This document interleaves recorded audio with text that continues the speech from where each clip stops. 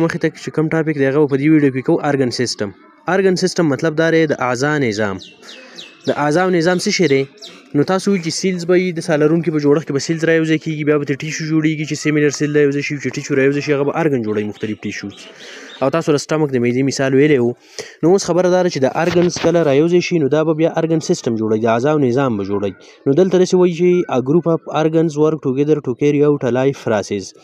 د ارګن یو ګروپ پر رايوځای کیږي، د اعضاو ګروپ پر راجمع کیږي، رايوځای کیږي به ورک ټوګیدر، دوی په شریک باندې کار کوي، ټو کیری اوټ او مکمل کوي به سرانجام کوي به الای پروسس د ژوند بنیادی کارونه. ساده پښتو کې مطلب دا شو چې یاره ګروپ اف ارګن د اعضاو یو ګروپ پر راجمع کیږي او مجموعه ورک ټوګیدر په شریک به کار کوي او دوی به د ژوند بنیادی کارونه سر کوي.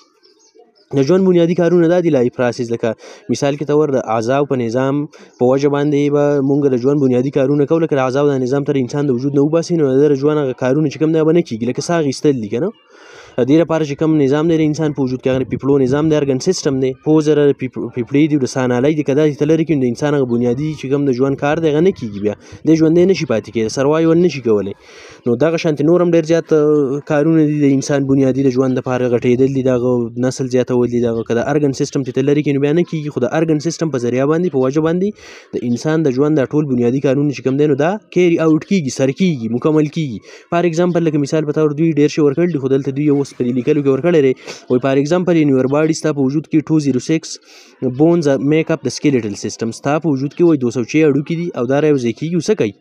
میک اپ جوړوي د سکیلیټل سیسټم د ډانچې نظام. ډانچې نظام چې کوم دی نو دا څه کار کوي؟ بیا په دې کې 206 هډوکي دي، دا کار دا کوي د سیسټم پرووایډ دا ورکوي تا ته، درکوي، مهیا کوي سپورټ سهارا ټو یور باډي، ستا وجود له مدد ورکوي، سهارا ول ورکوي، پروټیکټس یور انټرنل ارګنز اینډ هیلپ یو مو، او دا ستا د دننه وجود کې چې کومې نورې حصې دي د هغو حفاظت کوي. انټرنل ارګن چې دي ستا په وجود کې چې دننه کوم اعضا دي د هغو حفاظت هم دا سکیلیټل سیسټم کوي، د هډوکو نه چې کوم جوړ دی او د پټو نه چې کوم جوړ دی هغه ته ماسکولر سیسټم وایي. اینډ هیلپ یو مو، او تاله په حرکت کې مدد درکوي. نو که ته د انسان د وجود نه دا سکیلیټل سیسټم لرې کړي د ارګن دا سیسټم، نو بیا د انسان د وجود هغه بنیادي کارونه نه کېږي، حرکت به نه شي کولی. نو دغه شانتې دوی دا مثال ورکړی دی. اوس لاندې پسې مونږ ځو ارګن سیسټم کې. د ارګن سیسټم ډیفینیشن دا شو چې یاره ارګن به زمونږ سره رایوځای کېږي، دا به یو سیسټم نظام جوړوي، هغه ته به ارګن سیسټم وایي. دوی دلته هډوکي مثال ورکړو، دا لاندې کلیر کېږي. اوس په نمبر به بیا وایو میجر ارګن سیسټمز دوی ورکړي دي، مختلف ډایګرام یې ورکړي دي، دا لږ کنفیوژن والا دي خو بیا هم د اسانولو کوشش به کوو. لکه دوی دلته ویل چې 206 هډوکي رایوځای کېږي، دا ستا سکیلیټل سیسټم د ډانچې نظام جوړوي. په یو ځای کې تاسو دا خبره کړله چې د هډوکي په خپله باندې چې دی دا خو ټیشو دی، نو ستاسو په ذهن کې بس دا سوال پیدا کېږي چې یاره دا ټیشو دی نو دی بیا ارګن سیسټم څنګه جوړ کړو؟ نو د هډوکي په خپله باندې ټیشو هم دی، خو که ته داسې خبره کوې چې یاره اوس د هډوکو دا نظام اخلي ټوټل خبره کوې، ټوله خبره کوې که نه، هول د هډوکي خبره کوې، لکه فیمر بون ته اخلي پنډۍ کې چې کوم هډوکی دی نو دا بیا ټیشو نه دی په دغه ټایم کې، دا د ټیشو د بون ټیشو نه هم جوړ دی دا هډوکی. په دې کې چې دی نو مسل ټیشو هم بیا شته، په دې کې نروس ټیشو هم شته، په دې کې کنیکټیو ټیشو هم شته. نو چې دا ټوټل ټیشو پکې راوځي شو نو ارګن ته جوړ شو که نه، دا هډوکی بیا ارګن هم شو. نو چې ارګن راوځي شو نو هغه څه جوړوي؟ ارګن سیسټم د اعضاو نظام به جوړوي. دوی مختلف ډایګرام یې ورکړي، تاسو دې ته وګورئ ستاسو ذهن به نور هم کلیر شي. نمبر کې ورکړی دی د سرکولیټري سیسټم مووز بلډ اراوند د باډي ټو ټرانسپورټ ډایجسټډ فوډ، اکسیجن، کاربن ډای اکساید، ویسٹ میټیریل، هیټ ایټسټرا. سرکولیټري سیسټم چې په وجود کې کم دی د انسان په وجود کې، د انسان وجود دوی ورکړی دی چې یاره د اینې دا نظام چې کم دی نظام دوراني خونو ته وایي سرکولیټري سیسټم ته. په دې کې داسې کار کېږي چې د اینه حرکت کوي، بلډ چې کم دی موز اراوند د باډي په ټول وجود کې حرکت کوي، ګرځي پکې ټو ټرانسپورټ د دې دپاره چې ترسیل وکړي، ویسي ډایجسټډ فوډ، هضمه شوی خوراک ویسي د اینه، اکسیجن ګیس ویسي د وجود حصې ته، کاربن ډای اکساید ګیس ته لرې کړي، ویسټ میټیریل او پالتو مادې هم لرې کړي د وجود نه، او هیټ ګرمایش ته هم وباسي ایټسټرا وغیره نور ډېر کارونه هم دي د اینې. نو د اینې کار دا دی د سرکولیټري سیسټم چې یاره دا زمونږ په وجود کې خوراک وړي، اکسیجن ګیس وړي، کاربن ډای اکساید او پالتو مادې او ګرمایش زمونږ د وجود نه بهر وباسي د پوټکي په ذریعه باندې. دا اینه ګرمایش پوټکي ته راوړي، د سکین د چمړې په ذریعه باندې بهر وځي. نو په دې کې کم ارګنز شامل دي چې دا سیسټم یې جوړ کړی دا نظام؟ نو ګوره که دې ته تاسو وګورئ نو په دې کې یو زړه دی، هټ دی، د ټولو نه غټ ارګن پکې، وینز پکې دي، هغه رګونه پکې دي چې کومه ګنده اینه او چې اکسیجن پکې نه، یو کاربن ډای اکساید پکې هغه واپس زړه ته راوړي، او بل ارګن پکې دی آرټري، داسې رګ چې داسې رګونه چې هغه د زړه نه پاک او صفا اینه د وجود ته وړي. نو دې درې اعضاو ته تاسو وګورئ، د هټ ته، وین ته او آرټري ته، دا په خپله باندې ارګن دي، خو چې دا رایوځای شوي دي نو دوی یو سیسټم جوړ کړی، دوی ته ارګن سیسټم وایي، سرکولیټري سیسټم. او د آرټري دا رګ چې دی دا په خپله باندې ارګن دی، ځکه چې دا د مسلز نه جوړ دی، مسل ټیشوز دي.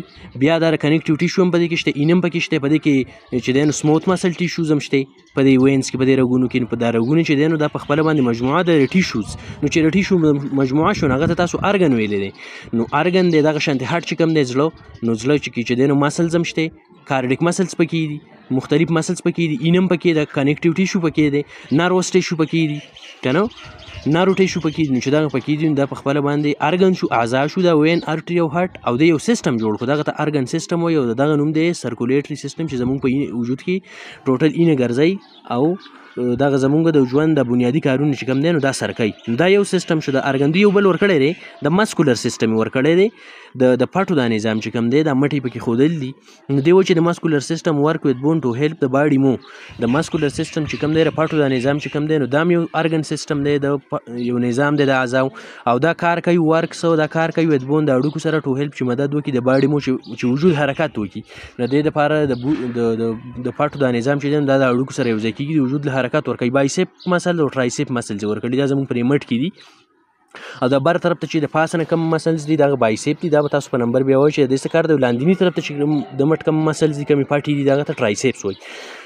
نو دا خبره تاسو کړله هلته مخکې چې یاره دا مسل چې دی دا خو په خپله باندې ټیشو هم دی که نه، خو که ته دلته اوس فکر وکړو دا خاص خبره دی بایسیپ او ټرایسیپ کې، نو په دې ځای کې دا ارګن هم دی، ځکه چې په دې مسل کې اوس په دې ټایم کې دلته نارو ټیشو، نارو سیلز هم شته، نارو ټیشو په دې کې چې دی نو زموږ سره کنیکټیو ټیشو هم شته، او دا مسل په خپله باندې هم ټیشو نه جوړ دی، نو مختلف ټیشو شو که نو چې دا رایوځای شو نو دی ارګن جوړ کړو. نو په دې ځای کې اوس دې مسل ته ارګن هم ویلی شي چې بایسیپ مسل چې کوم دی نو دا هم یو قسم ارګن شو.